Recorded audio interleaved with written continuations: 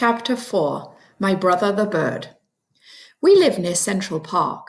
On nice days, I like to play there after school. I'm allowed to walk over by myself as long as I'm going to be with friends.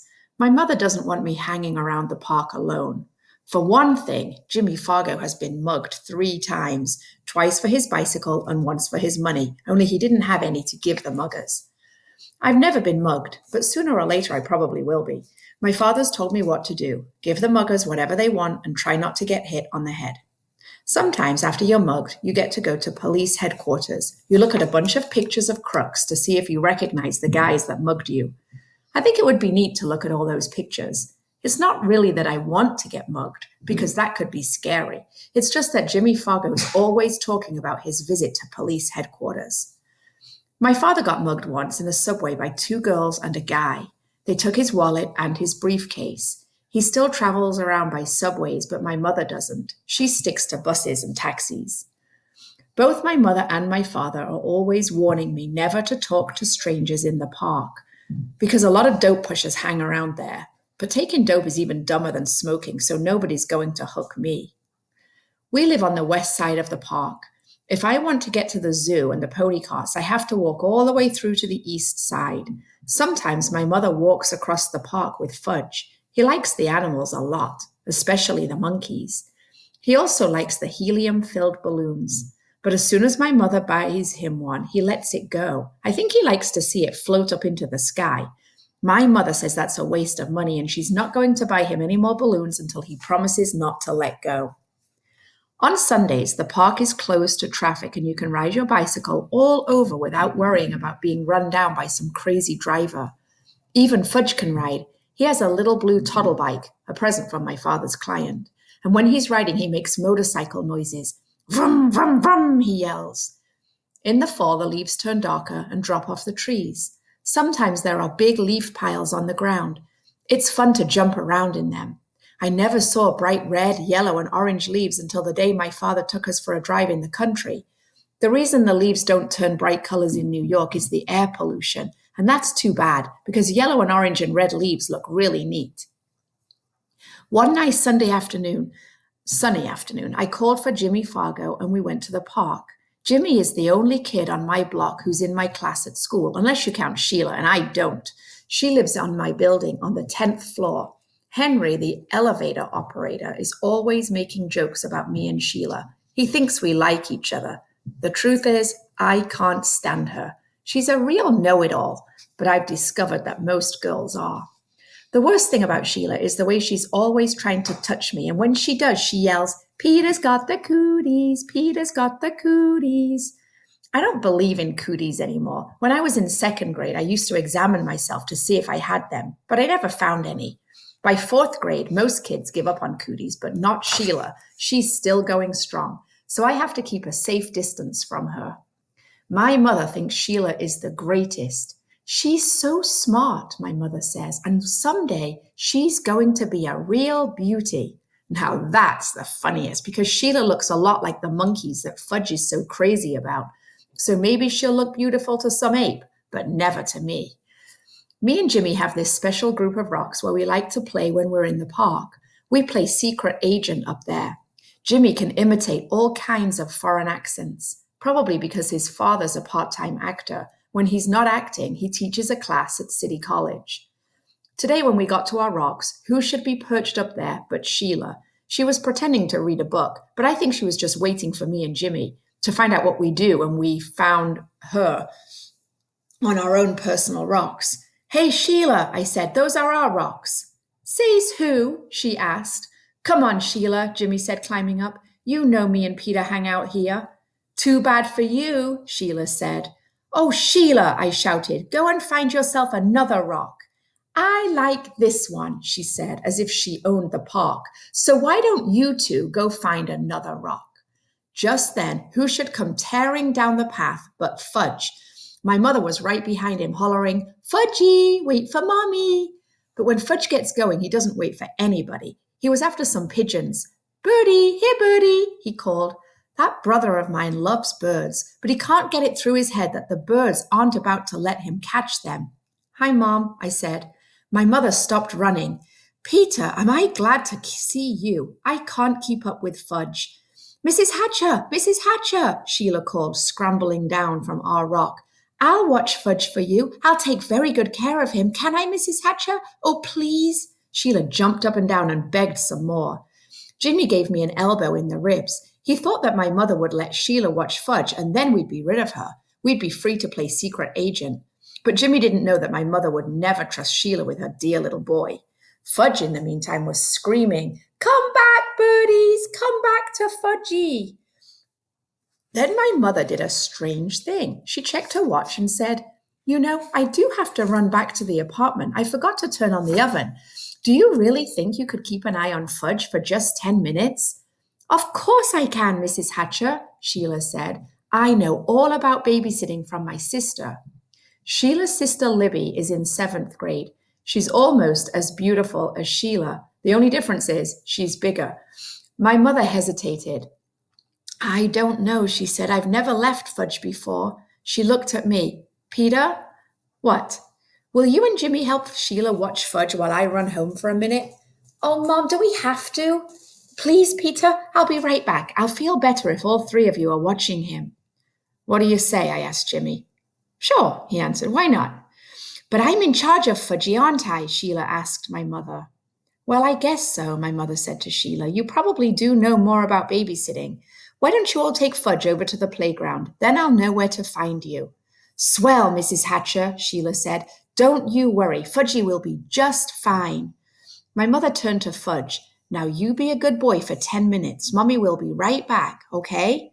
Good boy, Fudge said. Good, good, good. As soon as my mother was gone, Fudge took off. Can't catch me, he hollered. Can't catch Fudgy. Go get him, Sheila, I said. You're in charge, remember? Me and Jimmy horsed around while Sheila ran after Fudge. When she caught him, we decided we'd better go to the playground like my mother said. It was a lot easier to keep an eye on him in a smaller place. Anyway, Fudge likes to climb on the jungle gym, and that way he can't get lost. As soon as we got to the playground, Sheila started chasing me. Peter's got the cooties, Peter's got the cooties, she yelled. Cut that out, I said.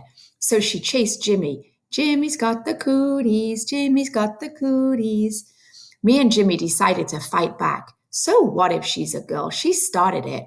We grabbed her by her arms. She squirmed and tried to get away from us, but we wouldn't let go. We hollered really loud. Sheila's got the cooties, Sheila's got the cooties. All 3 of us were so busy fooling around that we didn't notice Fudge go up to the top of the jungle gym until he called, Peter, Peter. That's how he says my name. What? I asked. See? Fudge flapped his arms around. Fudgy's a birdie. Fudgy's a birdie. Fly, birdie, fly. That crazy kid, I thought, running to the jungle gym with Jimmy and Sheila right behind me. But it was too late. Fudge already found out he didn't have wings. He fell to the ground. He was screaming and crying, and his face was a mess of blood. I couldn't even tell where the blood was coming from at first. Then Jimmy handed me his handkerchief. I don't know how clean it was, but it was better than nothing. I mopped some blood off Fudgy's face. Sheila cried, It wasn't my fault. Honest, it wasn't. Oh, shut up, I told her. He's really a mess, Jimmy said, inspecting Fudge, and his teeth are gone too. What are you talking about? I asked Jimmy. Look in his mouth, Jimmy said. Now, while he's screaming, see? He's got a big space where he used to have front teeth. Oh, no, Sheila screamed. He's right. Fudgy's teeth are gone. Fudge stopped crying for a minute. All gone? He asked. Open your mouth wide, I said. He did, and I looked in. It was true. His top 2 front teeth were missing. My mother's going to kill you, Sheila, I said. Was I glad I wasn't left in charge of my brother? Sheila cried louder. But it was an accident. He did it himself. You better find his teeth, I said. Where should I look? Sheila asked. On the ground, stupid. Sheila crawled around looking for Fudge's teeth while I tried to clean him up some more. See, Fudge said, showing me all his wounds. Boo-boo here and here, more boo-boo here. His knees and elbows were all scraped up. I'm going to get your mother, Jimmy hollered, running out of the playground. Good idea, I called. I just can't find them, Sheila said. Well, keep looking, I yelled. Honestly, Peter, there aren't any teeth here. All gone? Fudge asked again. Not all, I told him, just two. Fudge started to scream. Want my teeth! Want my teeth! Jimmy must have met my mother on the way back to the park because it only took 2 minutes for her to get there. By that time, a whole crowd of kids had gathered around us. Most of them were crawling on the ground like Sheila, looking for Fudge's teeth. My mother picked up Fudge. Oh, my baby, my precious, my little love. She kissed him all over. Show Mummy where it hurts. Fudge showed her all his boo-boos. Then he said, All gone. What's all gone? My mother asked.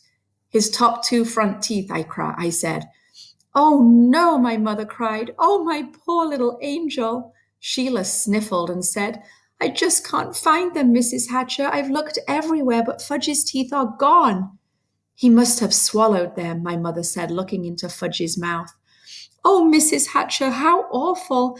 I'm sorry. I'm really very sorry, Sheila cried. What will happen to him? He'll be all right, Sheila, my mother said. I'm sure it was an accident. Nobody's blaming you. Sheila started bawling again. My mother said, Let's go home now. I thought my mother was being pretty easy on Sheila. After all, she was left in charge.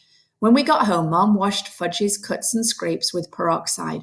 Then she called Dr. Cohn. He told her to take Fudge to our dentist, so my mother called Dr. Brown's office and made an appointment for the next day. When that was done, she gave Fudge some socks to play with. I went into the kitchen to have a glass of juice. My mother followed me. Peter Warren Hatcher, she said, I'm sorry that I can't trust you for just 10 minutes. Me? I asked. Trust me? What's this got to do with me? My mother raised her voice. I left your brother with you for 10 minutes, and just look at what happened. I'm disgusted with you. It was Sheila's fault, I said. You said Sheila was in charge, so how come you're mad at me and not at Sheila? I just am, my mother shouted. I ran to my room and slammed the door. I watched Dribble walk around on his favorite rock. My mother's the meanest mother in the whole world, I told my turtle. She loves Fudge more than me. She doesn't even love me anymore. She doesn't even like me. Maybe I'm not her real son. Maybe somebody left me in a basket on her doorstep. My real mother's probably a beautiful princess. I'll bet she'd like to have me back. Nobody needs me around here, that's for sure. I didn't eat much supper that night, and I had a lot of trouble falling asleep. The next morning, my mother came into my room and sat down on my bed. I didn't look at her. Peter, she said. I didn't answer. Peter, I said some things yesterday that I didn't really mean. I looked at her. Honest? I asked. Yes, you see, I was very upset over Fudge's accident and I had to blame somebody, so I picked on you. Yes, I said, you sure did. It wasn't your fault, though. I know that. It was an accident. It could have happened even if I had been in the playground myself. He wanted to fly, I said. He thought he was a bird. I don't think he'll try to fly again, my mother said. Me neither, I told her. Then we both laughed, and I knew she was my real mother after all.